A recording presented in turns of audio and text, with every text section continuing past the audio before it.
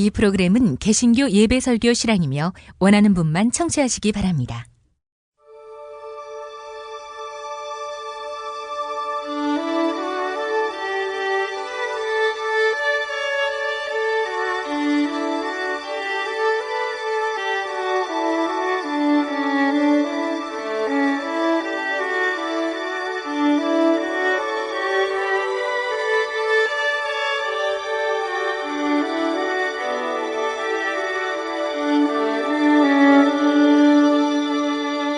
성서와 세상.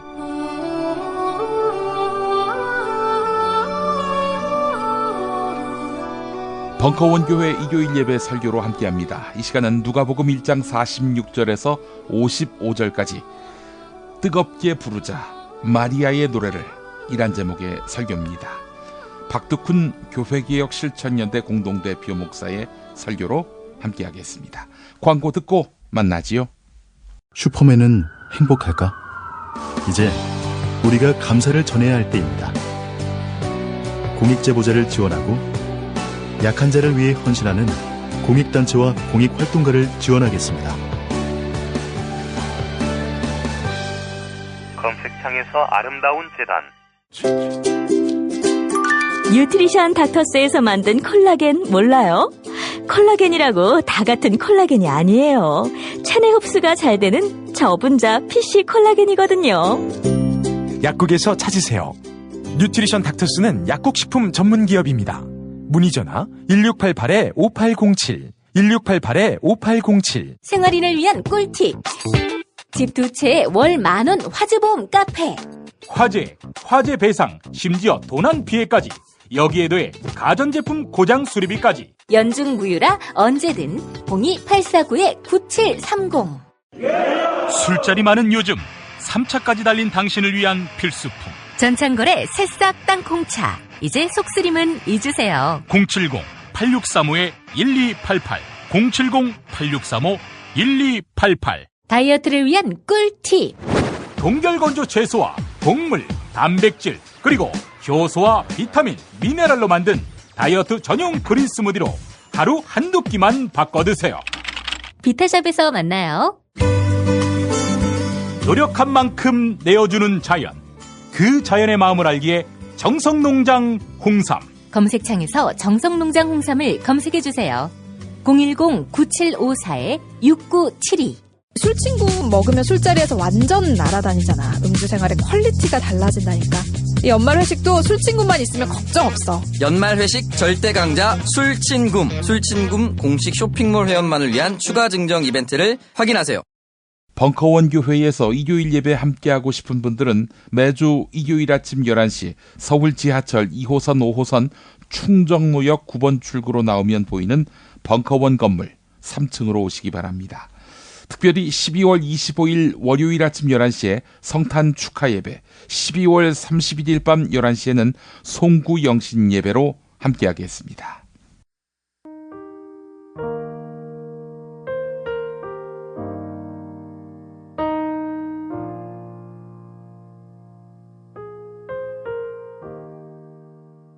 누가복음 1장 46절에서 55절까지입니다. 그리하여 마리아가 말하였다. 내 영혼이 주님을 찬양하며 내 마음이 내 구주 하나님을 좋아함은 그가 이 여종의 비천함을 보살펴 주셨기 때문입니다. 이제부터는 모든 세대가 나를 행복하다 할 것입니다. 힘센 분이 나에게 큰일을 하셨기 때문입니다. 그의 이름은 거룩하고 그의 자비하심은 그를 두려워하는 사람들에게 대대로 있을 것입니다. 그는 그 발로 권능을 행하시고 마음이 교만한 사람들을 흩으셨으니 제왕들을 왕좌에서 끌어내리시고 비천한 사람을 높이셨습니다. 줄인 사람들을 좋은 것으로 배부르게 하시고 부한 사람들을 빈손으로 떠나보내셨습니다. 그는 자비를 기억하셔서 자기의 종 이스라엘을 도우셨습니다. 우리 조상들에게 말씀하신 대로 그 자비는 아브라함과 그 자손에게 영원토록 있을 것입니다.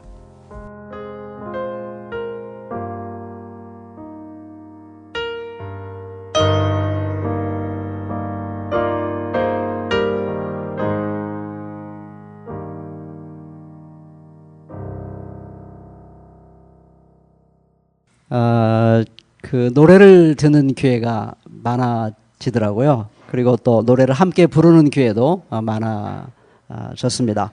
제가 가장 최근에는 지난 금요일 저녁 15일이죠. 세월 아픔 너머라는 주제로 열린 그 4.16 합창단 공연에 갔었습니다. 노래를 시작하자마자 나도 모르게 눈물이 나더라고요. 근데 한 2시간 같이 지내면서 꼭 그 슬픔만이 아니라 고마움, 치유, 위로, 결의, 사랑, 정의, 평화, 꿈, 이런 아주 그냥 제가 지금 다시 돌이키면 생각해 본 거예요. 그때 내가 어떤 기운에 휩싸였었나 생각해 보니까 바로 이런 단어들이 제 마음속에 떠올랐습니다. 그래서 전 새삼스럽게 노래란 건 정말 참 좋은 거구나. 아름다움 그리고 그 힘을 경험하게 하는 선물이구나 하는 생각이 들었습니다. 우리가 노래를 부르면 아주 짧은 시간에 냉랭했던 마음이 따뜻해지고 또 흩어졌던 마음들이 하나로 이렇게 뭉쳐지는 것을 깨닫게 됩니다. 그리고 함께 품어왔던 뜻과 비전도 아주 더 강렬해지는 것을 경험하게 됩니다. 그래서 저는 그런 점에서 우리 성탄의 계절을 맞이해서 마리아의 이 노래를 생각해 보는 건 참 좋은 일이라고 생각합니다. 저는 청년 때부터 이 부분을 마리아의 찬가다 이렇게 늘 배우면서 자랐습니다. 그래서 이 마리아의 말을 보면 이게 일종의 노래구나 하는 생각이 들 때가 참 많았는데요.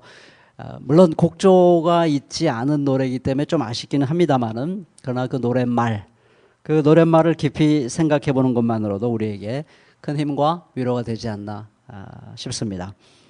마리아의 노래에는 메시아가 탄생하신 뜻이 잘 담겨져 있습니다. 아주 짧고 그리고 굵고 깊게 표현되어 있죠. 그건 바로 하나님의 자비에서 비롯되는 정의로운 혁명이라고 할 수 있겠습니다. 그래서 제가 좀 붙여보자면 메시아 혁명가가 아닐까 하는 생각이 들었어요. 여기서 무슨 혁명? 수상하네? 이렇게 생각하지 마시고 말씀을 가만히 생각해 보면 그 제목이 일리가 있다 하는 것을 느끼게 될 것입니다.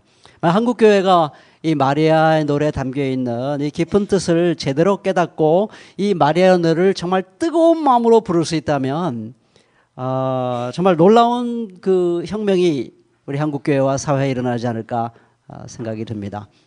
우리 시민 촛불 혁명 때도 이 노래가 얼마나 강력한 힘을 발휘했는지 우리가 다 기억하고 있습니다. 그래서 이 마리아 노래가 그런 강력한 힘을 발휘할 수 있기를 전 진심으로 바라면서 오늘 이 노래를 잠깐 생각해 보려고 합니다. 우선 먼저 마리아는 하나님의 자비를 노래하고 있습니다. 우리 누가의 기록에 의하면은 우리 마리아는 갈릴리 지방 나사렛 동네에 살고 있던 처녀였죠. 다윗 가문에 속한 한 남자 요셉과 약혼한 사이였습니다. 그때 천사 가브리엘이 나타나서 놀라운 메시지를 전해줍니다. 그냥 요약하면 그대 몸에서 하나님의 아들이 태어날 텐데 그는 다윗의 왕위를 이을 것이며 그의 나라가 영원할 것이다 라는 메시지입니다. 도저히 받아들일 수도 없고 믿겨지지도 않는 그런 말이지만 결국 이 천사의 메시지를 하나님의 뜻으로 받아들입니다. 그리고는 이미 세례 요한을 임신한 엘리사벳 친척이죠. 그에게 찾아가서 그 모든 일이 정말 하나님께서 이루시고 있는 일이구나 하는 것을 마음속에 확신하게 됩니다. 그 과정에서 그는 자신의 몸에 하나님의 아들 메시아 곧 그리스도가 잉태된다는 뜻을 생각하고 또 생각했을 것입니다. 아마도 한나가 하나님의 기적으로 사무엘을 낳아서 이제 그 사무엘을 하나님께 나실 사람으로 바칠 때 드린 노래가 있지 않습니까? 아마 그 노래도 떠오르지 않았을까 하는 생각을 해보게 됩니다. 개인사로 보면 굉장히 힘든 일이었지만 자기에게 일어난 일을 하나님의 뜻에 비추어서 하늘 뜻에 비추어서 바라보았던 것입니다. 그 결과가 바로 오늘 우리가 잠깐 생각해 보려고 하는 마리아의 노래입니다.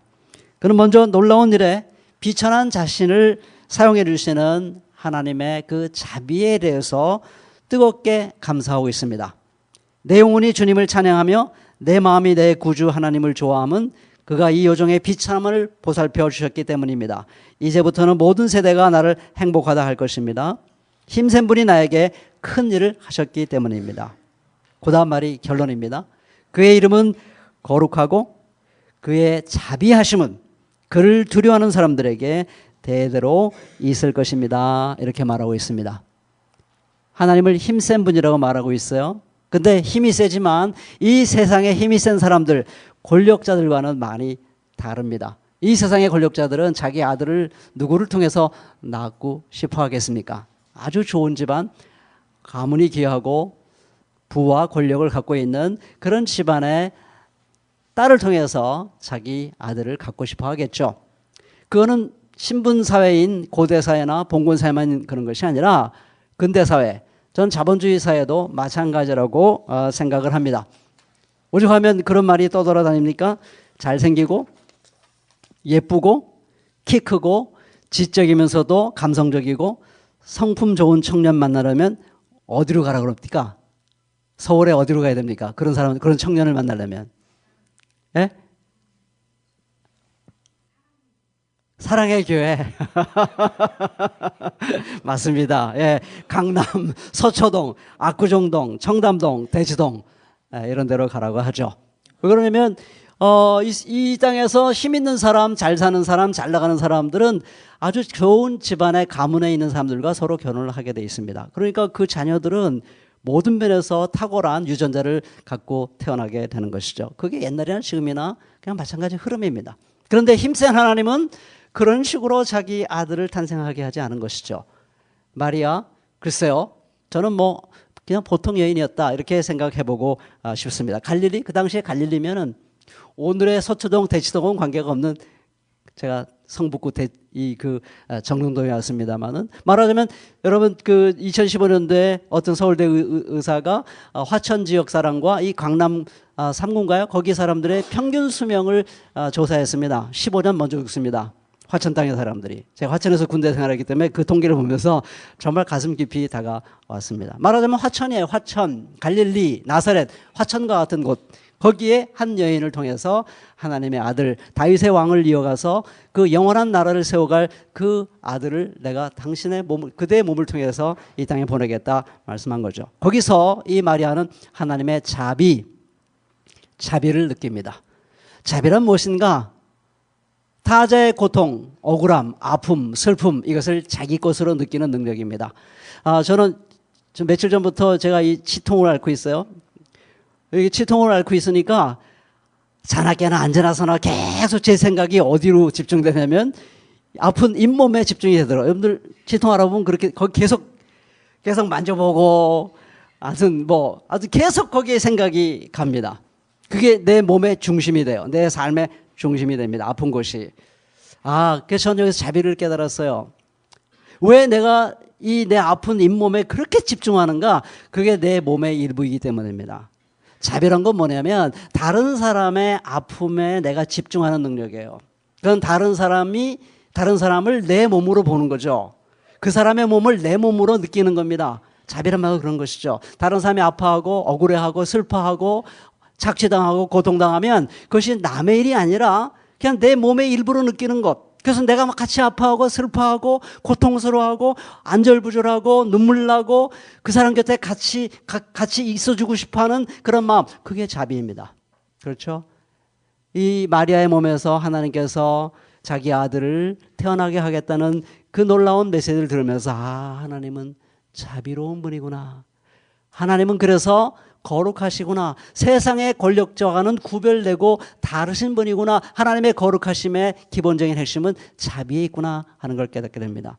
그리고 그 자비를 생각하다 보니까 또 하나님께서 우리 자기의 조상 아브라함과 그 후손들에게 주신 말씀이 생각났던 것 같습니다. 54절에 보면 이렇게 말합니다. 그는 자비를 기억하셔서 자기의 종 이스라엘을 도우셨습니다. 우리 조상들에게 말씀하신 대로 그 자비는 아브라함과 그 자손에게 영원토록 있을 것입니다. 이렇게 말하고 있습니다. 이게 약간 의역을 한 건데요. 직역을 하면 이렇습니다.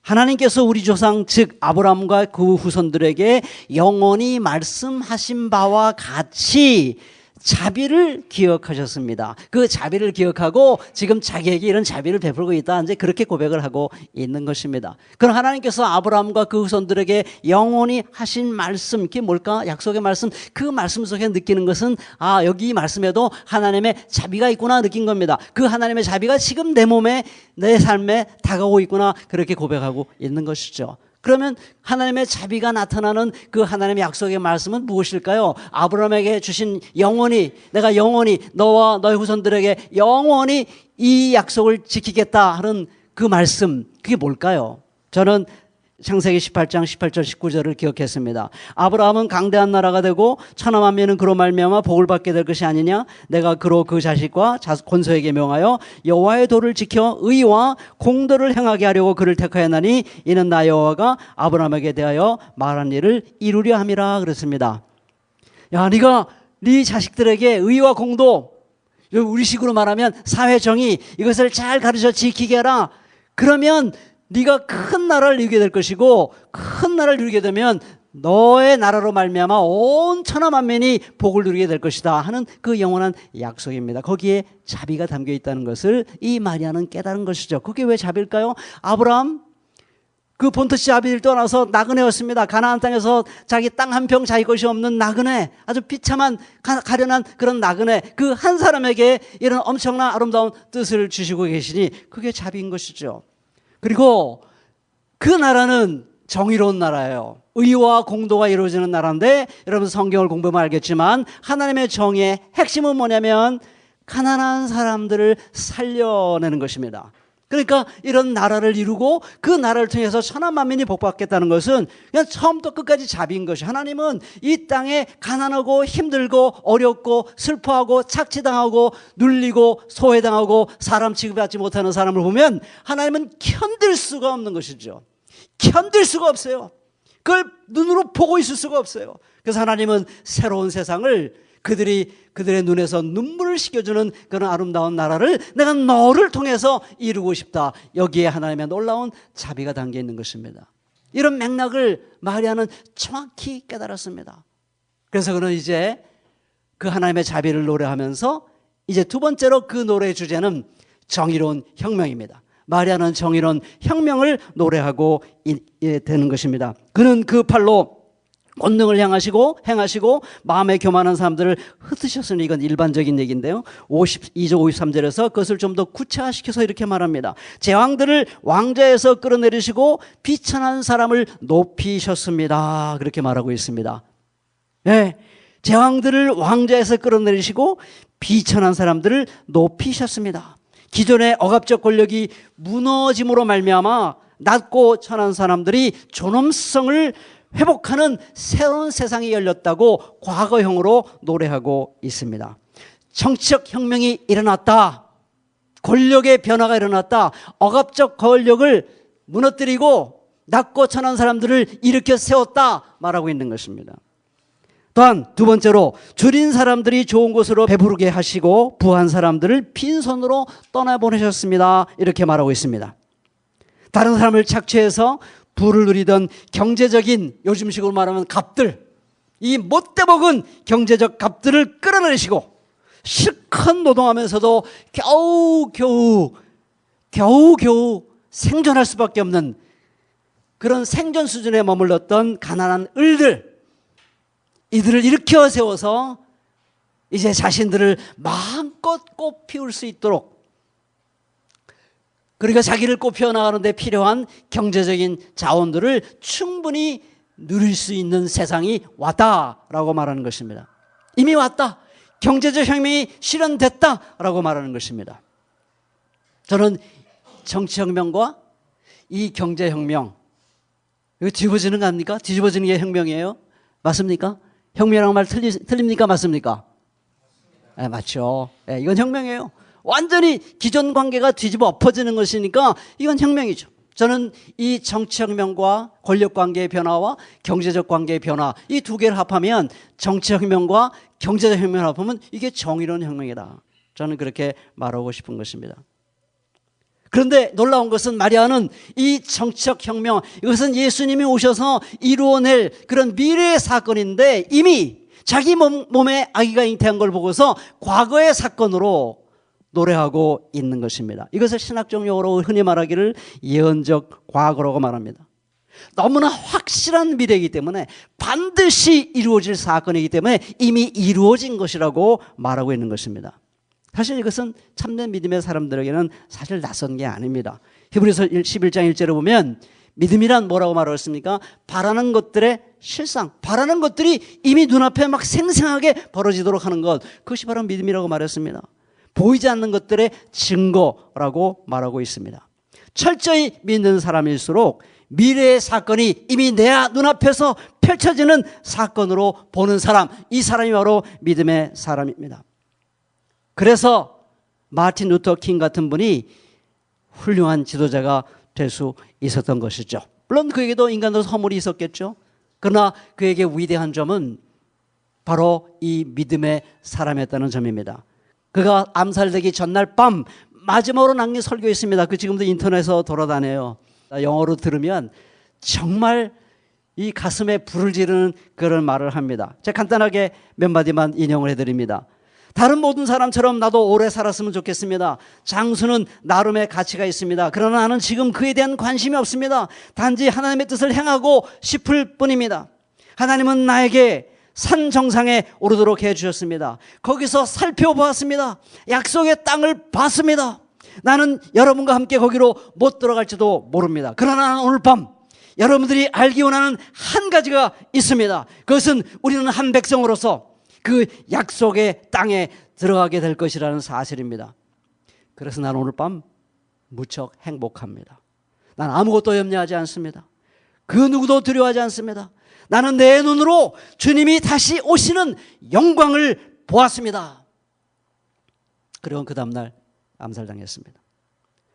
마리아는 바로 이런 식으로 정치적 혁명, 경제적 혁명, 즉 정의로운 혁명이 이미 이루어졌다라고 노래하고 있는 것입니다. 예수님은 마리아의 노래를 실현하는데 자신의 온몸을 던지셨습니다. 여러분의 신앙 고백에 예수님께서 어떻게 혁명적인 삶을 살아갔는가, 그 여러분들의 신앙 고백에 너무 잘 그려져 있습니다. 사도신경이 그냥 그 마리아에게 나가지고 바로 빌라도로 넘어가지고 무척 아쉬웠는데 그 사이에 이 비어있는 걸 신앙 고백에 끼었어요. 대단한 고백으로 저는 생각합니다. 이 세계사적 공헌을 여러분들이 하고 계십니다. 교회사적 공헌을 정말 잘하고 계십니다. 그 정치적 혁명의 가장 상징적인 사건 두 가지만 딱 들려면 안식일법 체제, 아주 거룩한 법을 통해서 사람들을 욱박지르고 죄인으로 만들고 자기들의 그 타락한 권세를 정당화하는 수단으로 안식일법 체제를 활용했던 것이죠. 그래서 예수님은 안식일법을 뒤집어 엎어버리셨어요. 그날 굳이 안 고쳐도 되는 사람들을 그날 막 고쳤어요. 일부러 고쳤어요. 38년 된 병자 꼭 안식일에 고쳐야 됩니까? 하루 지나서 고치면 뭐 덧납니까? 근데 기어이 안식일을 고치시거든요. 그 법을 흔들어 버렸어요. 이 나쁜 놈들아! 법이 사람을 위해 있는 거지 사람이 법을 위해 있는 거냐, 이 나쁜 놈들아! 법 뜯어 고쳐! 혼을 낸 것이죠. 그리고 예루살렘 성전에 또박또박 걸어가셔서 노끈으로 채찍을 만들어가지고 휘두르시면서 다 엎어버리시면, 너희들이 하나님의 집, 고통당한 사람들이 최후의 보루로 이곳에 와서 하나님만이 나의 소망입니다 외치는 이곳에 강도들이 우글거리는, 강도들이 양심 세탁을 하고 신분 세탁을 하는 그런 못된 곳으로 만들어낸 이 나쁜 놈들아! 그게 혁명 아니면 뭐가 혁명입니까?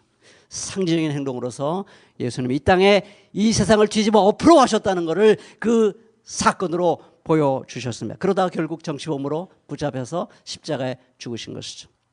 처형당한 겁니다. 근데 놀라운 건 예수님께서 부활하신 다음에 예수님은 제 아들에게 나타나서 요한복음에 보면 이렇게 제 아들에게 말합니다. 너에게 평화가 있기를 빈다. 아버지께서 나를 보내신 것 같이 나도 너희를 보낸다 라고 말씀을 했습니다. 이건 뭘 말합니까? 정치적 혁명의 이 위대한 소명의 바톤을 내가 너희들에게 넘긴다 라고 말씀해 주신 것입니다. 그리고 나서는 그들에게 숨을 불어넣으시면서 성령을 받아라 라고 말씀하십니다. 예수님께서 우리에게 성령을 주신 것은 어떤 초자연적인 황홀한 경험, 물론 저는 성령의 그런 경험도 저는 의미가 있다고 생각을 합니다. 그러나 그것은 가장 기초적인 경험이고요.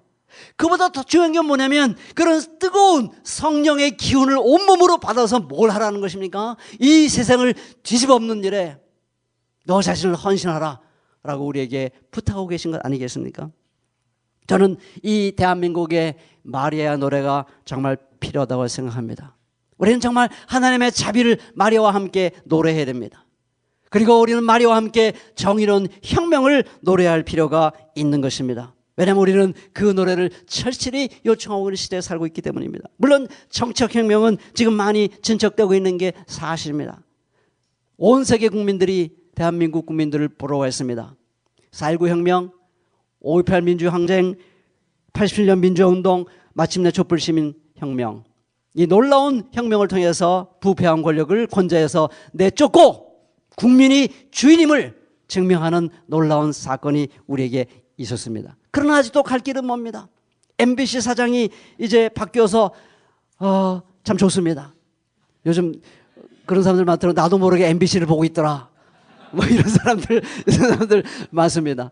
너무나 저 가장 감동적인 것은 그 최승호 사장과 그 리더들이 세월호 안산 분향소에서 무릎을 꿇고 사과하는 모습을 보면서 가슴이 울컥하고 너무 좋았습니다.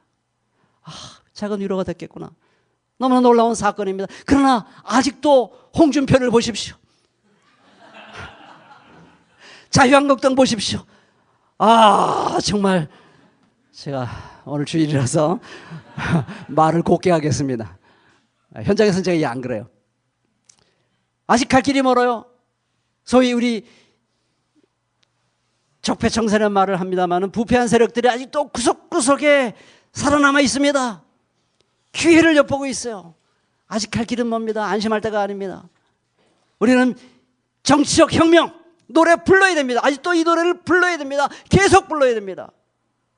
두 번째, 경제혁명을 향한 노래는 더 절실합니다. 여러분, 독재 권력과 싸우는데 대한민국은 대단한 능력을 발휘했습니다. 그런데 자본 권력과의 싸움에서 우리가 정말 승리를 쟁취한 적이 있습니까? 저는 별로 없다고 생각합니다.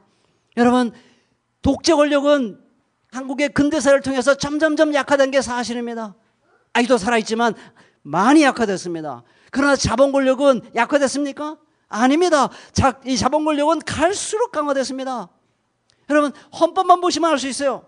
헌법 1948년 대한민국 정부가 건립될 때 제 헌법 제1호 84조 들어보세요. 대한민국의 경제유서는 모든 국민에게 생활의 기본적 수요를 충족할 수 있게 하는 사회정의의 실현과 균형 있는 국민경제의 발전을 기함을 기본으로 삼는다. 각인의 경제상 자유는 이 한계 내에서 보장된다. 저는 이럴 때 할렐루야 하고 싶어요. 아름답지 않습니까? 너무 아름다워요. 우리 84조. 사회정의 실현, 경제적 평등, 이것이 개인의 경제적 자유보다 앞섭니다. 국민이 인간답게 살아가는 데 필요한 경제적 자원을 고루 공급해주고 경제적 양극화가 없는 국민 경제 발전을 이룩하는 것이 나라 경제 최우선 목표요, 최우선 과제였습니다. 이를 해치지 않는 한도 내에서만 각 개인은 자유롭게 경제적 이익을 추구할 수 있었던 것입니다.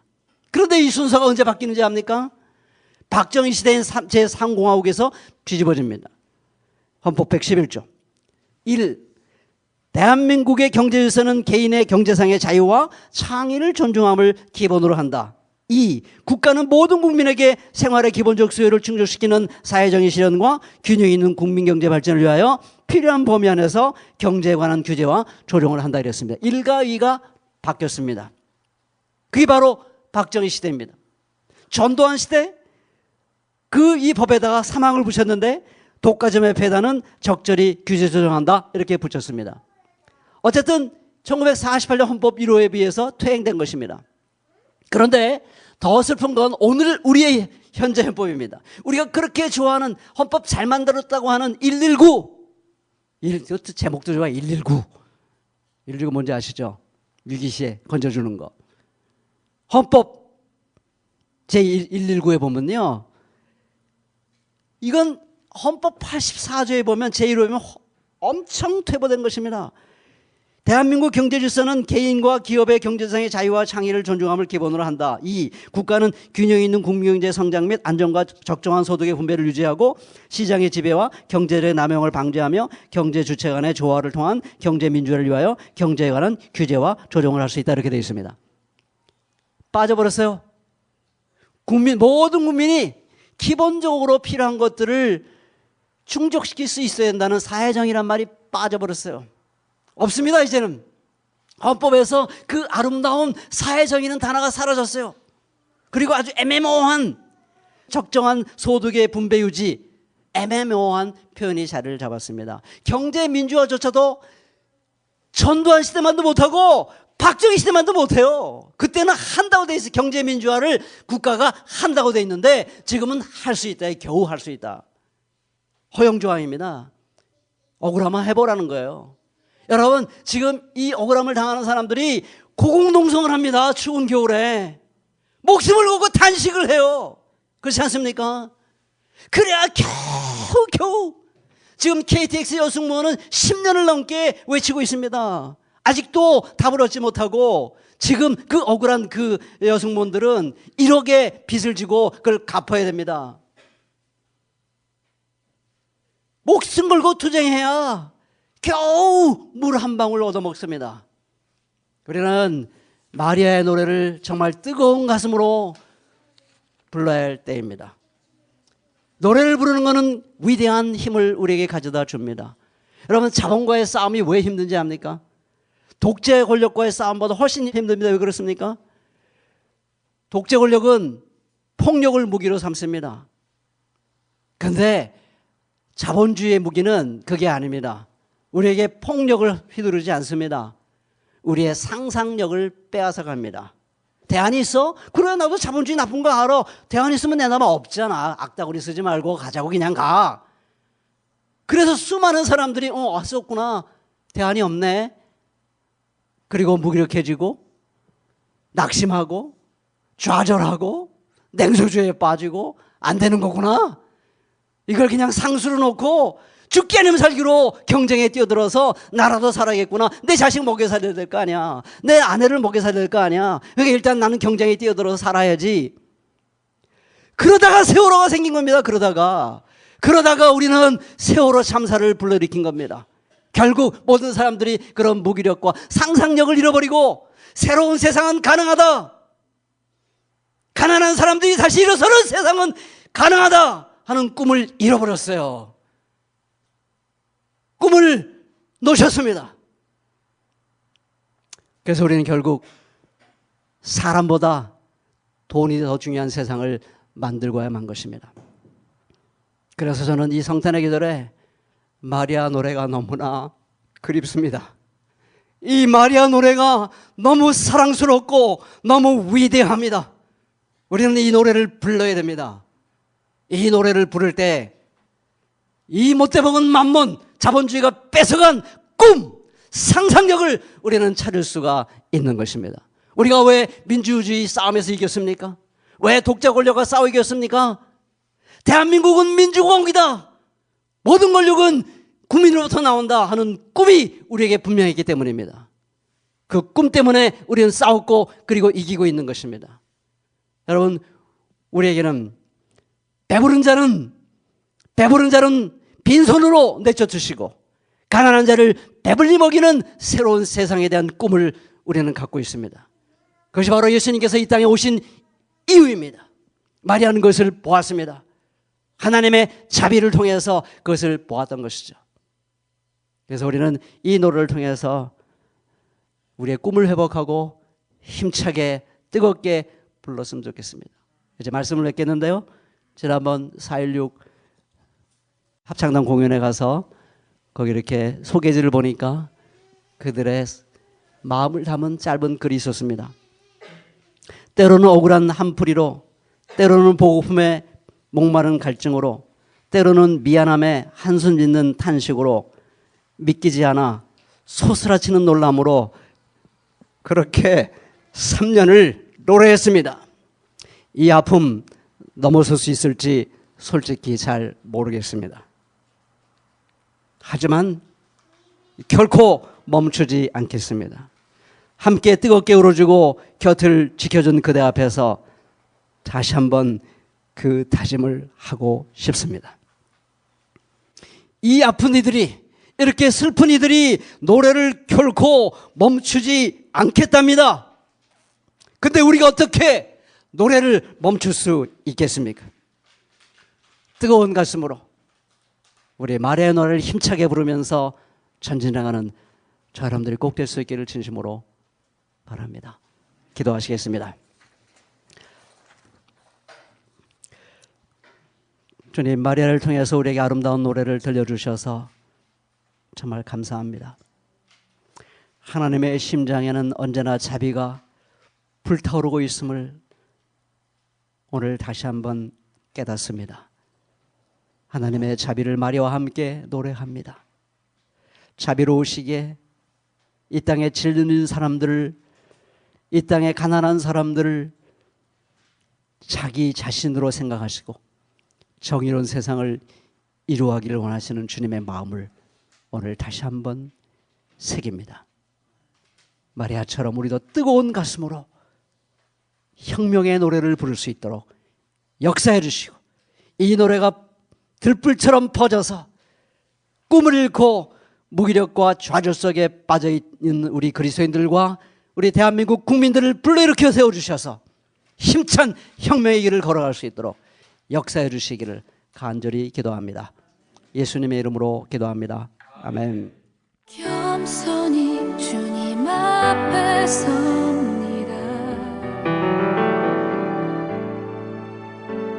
주님만이 나의 모든 것, 사랑합니다. 마음과 뜻 힘 다해 사랑합니다.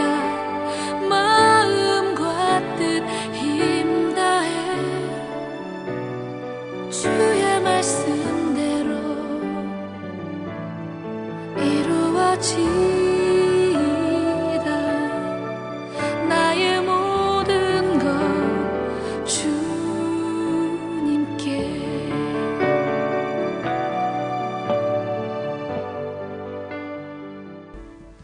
광고 후에 지난 12월 10일 저 김용민의 설교를 보내드립니다.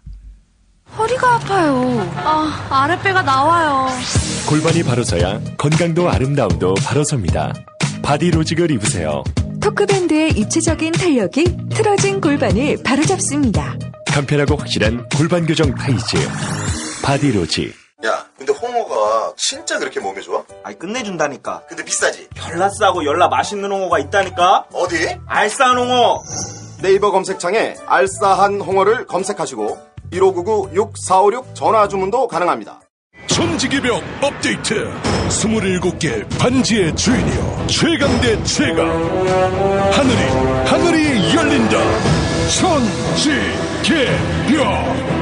엔진 지금 다운로드. 학교에서는 어휘 개념을 하나하나 설명해줄 시간이 정말 부족하잖아요. 그럼 어떡하죠? 어휘 공부의 정석. 초등어휘 3천, 초등어휘 5천. 검색창에 초등어휘 3천을 쳐보세요. 바보 멸치, 바보 멸치. 저 바보 멸치는 멸치도 맛있는 생선임을 증명하겠습니다. 무염 바보 멸치와 바보 국물팩은 포털에서 바보 멸치를 검색하시거나 02-587-3599로 전화주세요. 입맛 없으신 부모님, 공부하는 우리 아이들 야식거리, 손님 맞이 음식까지 참 걱정이네, 걱정이야. 이제 이런 걱정 끝! 믿을 수 있는 남도 먹거리 쇼핑몰이 있으니까요. 전통 방식 그대로 100% 한우 나주곰탕과 현미 쌀국수로 가족의 건강을 책임집니다. 다음 포털에서 남도 먹거리를 검색하세요. 납득이 안 돼, 납득이. 왜? 응? 그냥 먹지? 좋아? 미궁 유산균 사랑! 빵빵한 너에게, 민감한 너에게, 매일매일 너에게, 약해진 너에게. 미궁 대장사랑 두 번째 헌정 제품 미궁 유상윤사랑 출시. 판촉물이나 단체 선물이 필요할 때 이왕이면 우리 편 회사 네피아를 찾아주세요. 인터넷 검색창에 네피아를 치시거나 032-519-4800으로 전화주시면 친절하게 상담해드립니다. 그런데 상품은 뭔가요? 네피아를 가서 고르세요. 3만 가지가 넘는 물품이 있어요.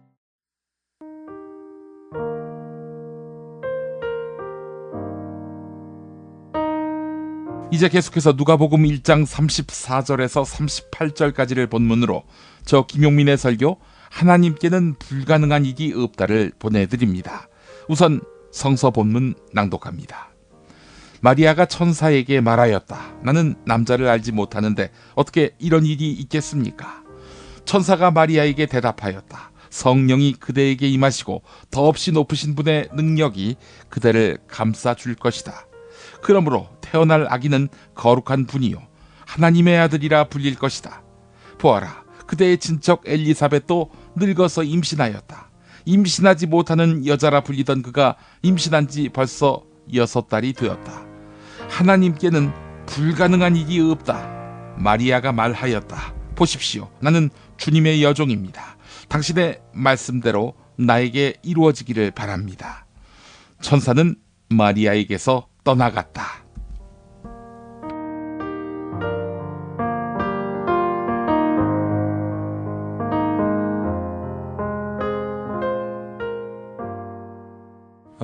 지난 시간에도 말씀드렸습니다마는 누가복음은 가난한 사람들을 위한 복음으로 알려져 있습니다. 그런데 누가복음 1장을 보면은 예수님 족보가 나옵니다. 누가 누구를 낳고 누가 누구를 낳고. 예. 보이시죠? 자, 마태복음 1장도 그러합니다. 가난한 사람들에게 예수님의 족보는 왜 보여줬을까? 재미도 없는데. 예? 족보 이야기가 나와서 그런데 마태복음, 누가복음에 예수님 계보도, 즉 족보를 보면은 당장 몇 대 손인지부터가 다릅니다. 마태복음은 예수님으로부터 다윗까지 28대고요. 누가복음은 예수님으로부터 다윗까지 43대라고 말합니다. 28대와 43대, 이건 너무나 현격한 차이가 있지 않습니까? 게다가 이 족보를 보면은 놀랍게도 비정상적이거나 부끄러운 가족사가 고스란히 폭로되어 있습니다. 이들이 모두 예수의 조상이라면 시아버지의 씨를 받아서 임신에 성공한 여성, 전직 성매매 여성, 최고 권력자에 의해서 성폭행을 당한 여성도 가족의 일원인 셈이 됩니다. 이 내용은 맨 얼굴의 예수란 책에 제가 소개를 했습니다만은. 자, 근데 사실 이 족보를 옮겨 쓴 누가는 예수의 조상이라고 거론된 사람들의 면면을 다 알고 적었을까요? 누가 알았겠나 싶을 생각이 듭니다. 이 족보는 한마디로 말해서 예수님의 조상은 다윗임을 강조하는 것입니다. 다윗의 자손 예수님이라고 외치는 영상 방금 보셨죠? 다윗의 자손이라는 것이 그 시대에 어떤 의미와 맥락이 있는지는 대략 감 잡으셨을 겁니다. 대단한 영예라 할 수 있겠습니다.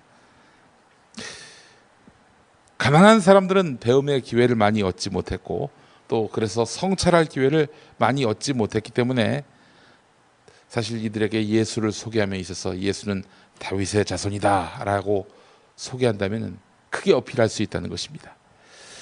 사실 많이 배운다 한들 무슨 소용이 있겠습니까? 백두혈통 좋아하는 북쪽에는 학식 있는 엘리트가 없었겠습니까? 그들이 왜 백두혈통 하겠습니까? 인간 말종임에도 불구하고 아버지나 할아버지가 창업자여서 그래서 대기업을 이어받은 그런 자들을 추앙하는 황제처럼 떠받드는 남쪽 사정도 마찬가지입니다. 그 재벌 오너의 최측근 참모들을 보면은 얼마나 학력이 화려합니까? 어학 실력 탁월합니까? 근데 조인트를 맡고 다니긴 하면서 회장의 개가 됩니다. 그들도 족보에 무릎을 꿇은 일군 아니겠습니까? 누가복음은 예수님의 탄생 이야기를 구체적으로 다룹니다. 동정녀, 그러니까 남성과 한 번도 잠자리를 같이 해본 적이 없는 처녀가 아이를 가졌다는 거 아니겠습니까? 단성생식이라고 하죠. 단성생식. 동물 중에 단성생식하는 경우는 극히 드문데 뭐 있다면은 물벼룩, 진딧물, 벌, 기생벌 뭐 이렇게 유일하다고 합니다. 예. 사람의 단성생식은 사실 과학적으로 규명할 여지가 없습니다. 이걸 믿을 수 없다는 얘기죠. 근데 우리는 믿고 있습니다. 또 믿어야 합니다. 벙커원 교회 교인쯤 되면은 하지만 과연 동정녀 몸에서 예수님이 나왔다는 것이 과학적으로 입증할 수 있는 문제인가라고 고민은 해봐야 됩니다. 하나님이 우리에게 의심할 머리를 주셨지 않습니까? 이런 이해할 수 없는 미스테리에 대해서 의심하게끔 설계하시지 않았습니까? 근데 그런 거 다 스킵해버리면은 하나님이 왜 우리에게 이런 걸 주셨습니까? 불필요한 걸. 닭대 가리면 될 텐데. 에? 그래서 이 의문을 가진 사람들이 오래전부터 이 마리아의 단성생식을 규명하기 위해서 이렇게 저렇게 따져왔습니다. 그리고 도달한 결론은 예수는 사생하다. 이런 견해였습니다. 마리아가 끝끝내 누구와 관계를 갖고 아이를 가진 것이다 라는 그런 이야기입니다. 자, 그렇다면 누구의 아이인가? 이들이 내린 결론은 추론을 근거로 하고 있습니다. 로마 제국 아래에서 로마의 병사들이 팔레스타인 여성들을 겁탈하는 일이 비일비재해 왔다는 것입니다. 사실 그런 식으로 해서 팔레스타인을 지배해 왔죠. 저항해 보십시오. 뼈나 추리겠습니까? 참으로 끔찍한 이야기지만 베트남 전쟁 당시 미군은 베트남 농부들의 오두막으로 쳐들어갑니다. 그리고 어린 딸을 잡아서 아버지 보는 앞에 무릎 꿇립니다. 그리고 성폭행하려고 했습니다. 미군들이. 그러면 이제 아버지는 그때 베트콩 은신처를 이야기하죠. 그러면 성폭행을 안 했을까요? 안 하긴요. 했다고 합니다. 2차 세계대전 이야기 한번 해보겠습니다. 헬무트 콜 전 독일 총리, 여러분 이름 들어보셨죠? 그분 부인은 1945년 5월 소련군에 의해서 집단 강간을 당했습니다. 12살 때 일이었습니다. 강간당한 다음 그 고층이었는데 창밖으로 던져졌습니다. 심하게 상처를 입었겠죠. 이것이 이 헬무트 콜 총리 부인을 평생 괴롭혔습니다. 비단 몸의 상처뿐이겠습니까? 이 헬무트 콜 총리의 부인은 자신을 집단 강간하던 붉은 군대의 냄새와 러시아 말, 이것만 접하면 평생 몸서리를 쳤다고 합니다. 콜 총리 부인은 남편이 총리가 됐고 또 지난 세월을 잊을 만도 한데 2001년 68살 자살했습니다. 자살 당시에 당신을 사랑했다, 이런 유서를 남겼다고 합니다. 그 고통의 기억에서 해방되지 못했던 것입니다. 예, 전쟁은 전장터에 끌려가는 남자들만 비극의 주인공이 되는 것이 아닙니다. 여성 역시 끔찍한 비극의 그물에 포획되게 됩니다. 마리아가 정말 겁탈당해서 예수를 잉태했을까? 알 수 없는 이야기입니다. 2000년 전 일을 어떻게 규명할 수 있겠습니까? 아마 겁탈당해서 애를 가졌을 것이다, 이런 결론이 나왔다면 추정이 80% 개입됐을 것입니다. 사실 남성과 관계하지 않고 아이를 가진 경우, 또는 어미의 몸에서 나오는 경우가 아닌 이런 탄생, 이건 주로 한 나라의 시조 또는 영웅의 신화에서 많이 볼 수 있는 거 아니겠습니까? 마늘만 먹고 사람이 된, 단군 신화 기억하시죠? 알에서 태어난 누굽니까? 혁거세. 박씨는 알에서 태어났다.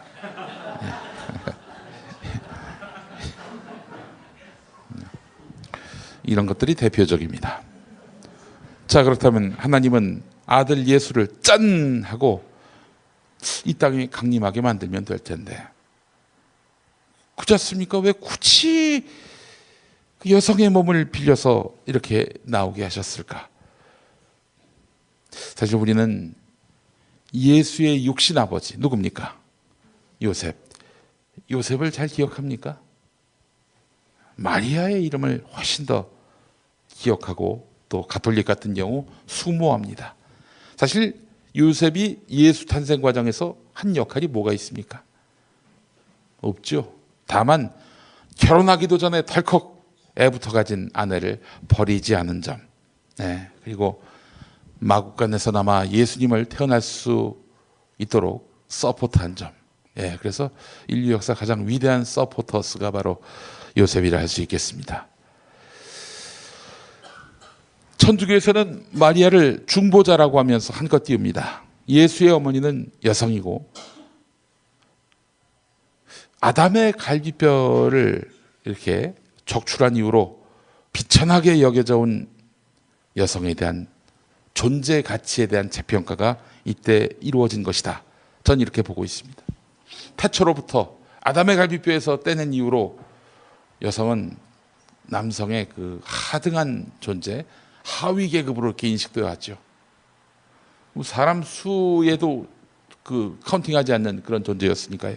그런데 하나님은 여성을 통해서 예수를 세상에 보냈습니다. 그리스도교의 주님인 예수님에게서 어머니를 부각시킨 점, 이것은 민중에 앞서서 여성을 먼저 해방시키려고 하는 성부 하나님의 뜻이 크게 서려 있다.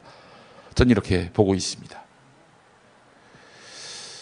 여성 해방이 없는 기독교는 그런 의미에서 가짜 기독교라 말할 수 있을 것입니다.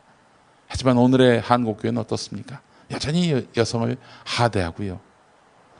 심지어 어떤 교단 같은 경우에는 강단에 오르는 것조차도 막아버립니다.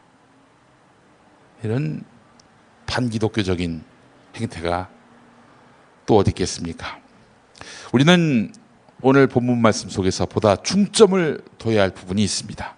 하나님의 아들로 예수가 인간의 몸을 입고 이 땅에 오셨다. 이걸 믿는 믿음이 아닐까 하는 생각입니다. 우리와 다르지 않은 인간의 모습을 하나님이 택하셨단 말이죠. 그 뜻을 바로 새겨야 한다는 것입니다. 그것은 결국 우리에게 하늘의 뜻을 따르는 삶, 예수를 닮은 삶을 분부하신 것이다. 저는 이렇게 생각을 합니다. 또 하나 주목해야 할 부분이 있습니다. 천사가 마리아에게 너의 몸에서 하나님의 아들이 나올 것이다 하는 분부를 따랐던 마리아의 태도입니다. 마리아가 어떻게 얘기했습니까? 보십시오. 나는 주님의 여종입니다. 당신의 말씀대로 나에게 이루어지기를 바랍니다. 이 고백 어떻습니까? 당신의 역사 안에, 당신이 이루실 역사 안에 저는 그저 도구가 되겠습니다 하는 그런 고백 아닙니까? 자, 사실 정말 고관대작의 그 딸에게 하나님이 임하셨을 때 천사를 보내서 잠시 후 곧 임신하게 될 텐데 내가 너를 통해서 예수를 보내야 되겠다라고 한다면 과연 그 고관대작 딸은 넙죽 수용하고 감내할 수 있을까요? 고관대작 딸도 아니고 점령당한 식민지 한 마을에 이름 없는 여성에게 찾아온 하나님, 그리고 메시아 구원 사역의 문을 네가 열어야 되겠다라고 요청하시는 하나님, 이 하나님의 요청을 순종했던 마리아의 태도, 우리는 여기서 많은 메시지를 얻어야 합니다. 결국 하나님의 역사는 이 미천하고 그리고 빛나지 않는 사람에게 찾아와서 대업을 맡기신 것은 결국 하나님의 아들을 세상에 보내신 역사가 해방으로 요약된다라고 우리는 정의할 수 있어야 합니다. 여담차 말씀을 드리는데 최근에 낙태 논란이 크죠. 예. 신구교를 막론하고 기독교에서 낙태를 반대하는 정서가 매우 강합니다. 아마도 예수님의 어머니 마리아도 애를 지우지 않았는데 하는 그런 생각 때문이 아닐까 하는 그런 판단을 하게 됩니다. 그러나 오늘의 낙태죄라고 하는 것이 어떻습니까? 여성과 의사만 범죄자로 만들고 출산 이후의 아이에 대한 아무런 고려도 없는 그런 사회 현실, 이런 현실 속에서 낙태를 무조건 금지하는 것이 상책일까? 이 문제에 관한 제 결론은 이렇습니다. 낙태는 반대합니다. 저는 생명으로 봐야 한다, 이런 생각 때문입니다. 하지만 낙태를 갖고 처벌해서는 안 된다는 것입니다. 그리고 낙태를 피하고 끝내 출산한 이들에게 국가가 아버지가 돼서 이를 축하하고 그 아이가 성인으로서 홀로 바로 설 때까지 모든 양육을 책임지는 그런 시스템을 갖춰야 한다는 것입니다. 그런 사회적 논의를 시작하겠다는 조국 민정수석의 그 발언, 상당히 좀 유의 깊게 볼 수 있었습니다. 전에 방송에서도 많이 얘기했습니다마는 영국 같은 경우 미혼모에게 집을 줍니다. 집을 줘요. 10년 살게 합니다. 그럼 10년 살면은 나가야 하느냐? 10년 후에 그 집이 좋다 하면 그 집을 줍니다. 적어도 이쯤 돼야 낙태에 대해서 뭐라고 얘기할 수 있는 사회 아니겠습니까? 여기까지가 여담이었고요. 예수님의 탄생은 가난한 땅, 가난한 백성 가운데 오셔서 가난한 민중의 벗이 된 사건입니다. 예수 그리스도는 부유하고 강한 자들 곁에 오시지 않았습니다. 가난한 사람, 약한 사람을 위해 오신 것입니다. 예수 그리스도의 탄생은 그래서 가난한 사람들의 복음이 돼야 마땅합니다. 예수님 탄생의 시즌, 우리는 가난한 이웃에게 기쁨이 되는 걸로, 기쁨을 주는 걸로 성탄을 기념해야 마땅할 것입니다. 우리끼리 놀고 즐기고 이런 성탄이 아니고 가난한 이들에게 정말 옅은 빗줄기나마 희망을 안겨주는 그런 성탄절이 되어야 할 줄 믿습니다. 그리고 예수가 누구를 위해 이 땅에 오셨는지 우리가 그 의미를 바로 새겨야 할 줄 믿습니다. 예수는 가난한 이웃들을 위해 오셨습니다. 그 가난함은 물질의 가난함만이 아니라 마음의 빈곤 역시 그러합니다. 우리 교회 매번 성탄절마다 마음 가난한 이웃들을 섬기기 위해서 애를 써왔던 그런 아름다운 전통이 있습니다. 그래서 참 너무나 자긍심이 있습니다. 저는 예수님을 이 땅에 보내셔서 역사하신 이 과정에서 하나님의 전적인 주도권을 느낍니다. 그 하나님은 불가능이란 없는 분입니다. 지난 1년을 돌이켜보면 세상은 180도 뒤집혔습니다. 이 놀라운 역사는 9년 동안 가난해질 대로 가난해진 무능함을 절감한 그런 백성을 위한 위대한 은혜의 현시였다, 이렇게 생각을 합니다.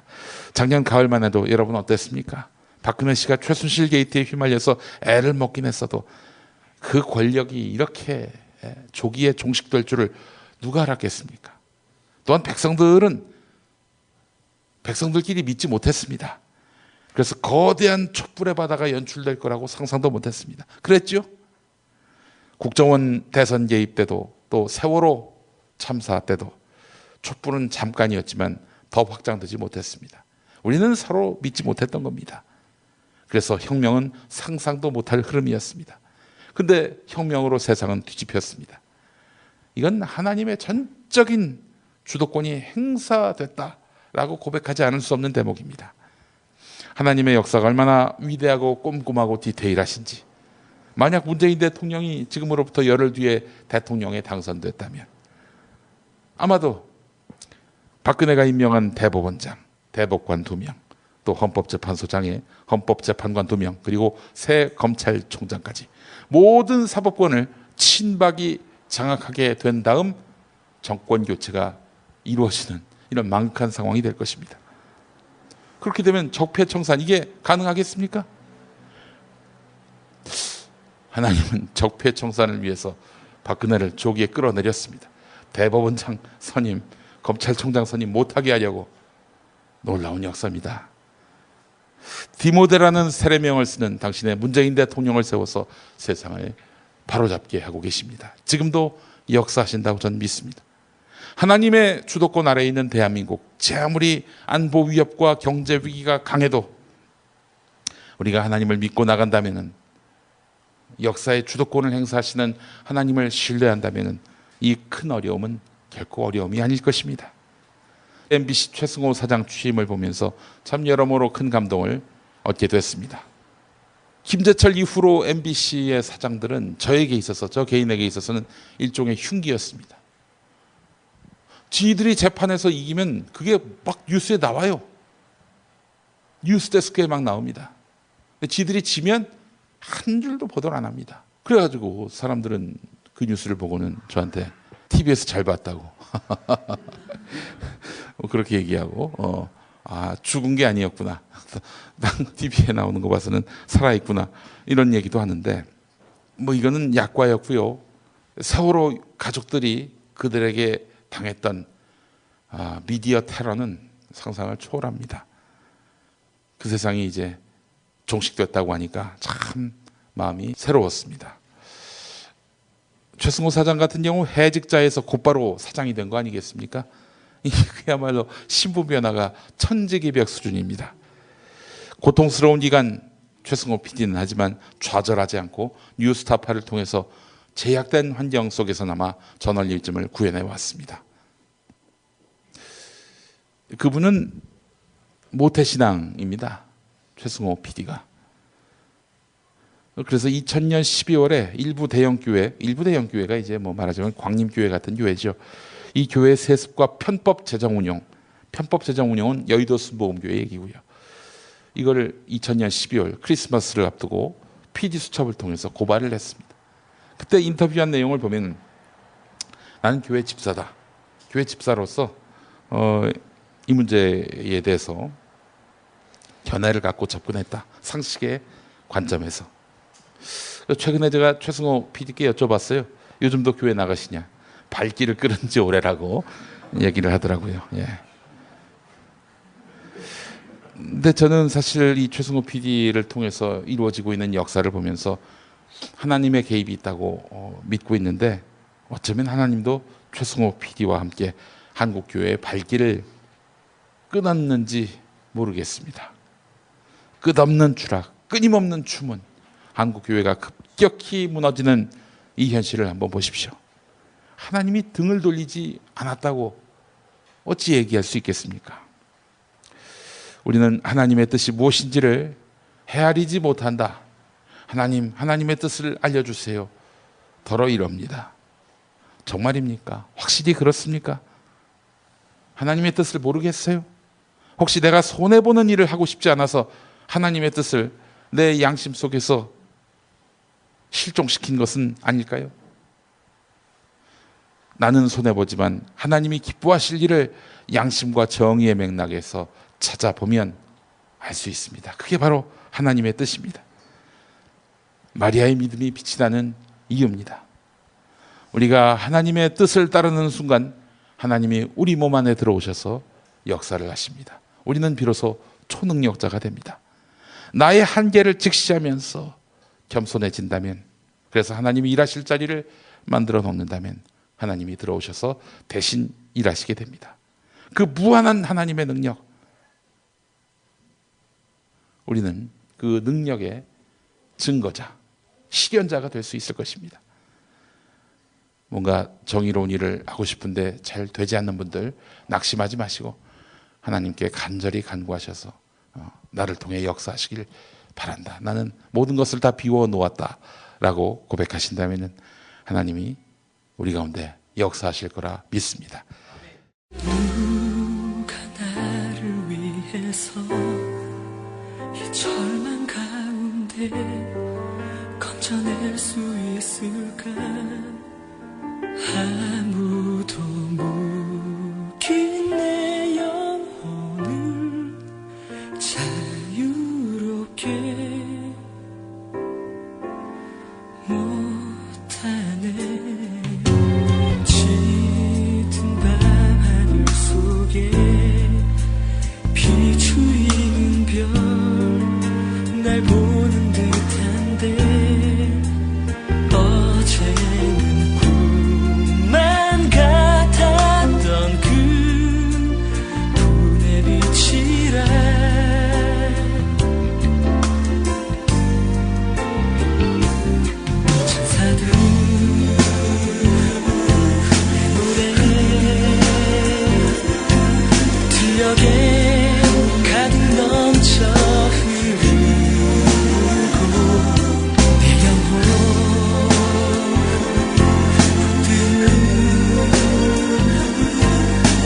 할 수 없는 그 손길 온 세상을 구하신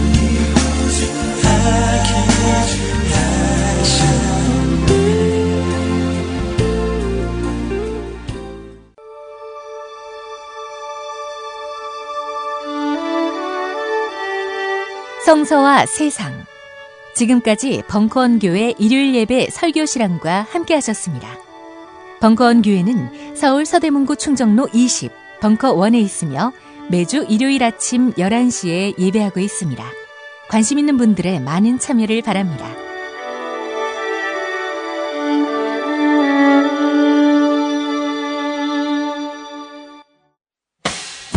김용민 브리핑과 함께한 시간 어떠셨어요? 다음 시간에도 보다 바르고 알차며 즐거운 정보로 여러분을 찾아가겠습니다. 팟캐스트 포털 팟빵에서 다운로드하기, 구독하기, 별점 주기, 댓글 달기로 응원해주세요. 잊지 마세요. 다운로드하기, 구독하기, 별점 주기, 댓글 달기.